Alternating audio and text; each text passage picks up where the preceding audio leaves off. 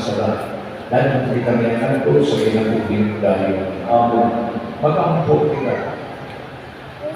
O Ginoo, pagkalimhoki na maluluton ang among mga mag-ampo, samtang pabilin ang among pagpukul, ihasay ang anak na naramahal.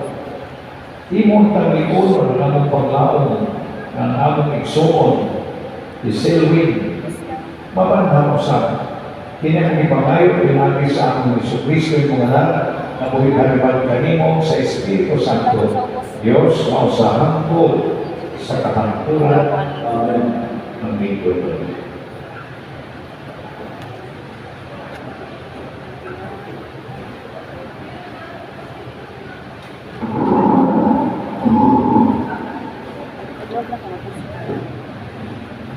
Kinotu, gikan sa ikaduhang sulat ni San Pablo ngadto sa taga-Corinto.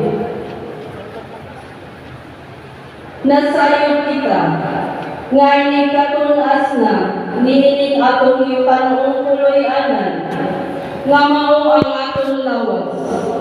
Patagan kita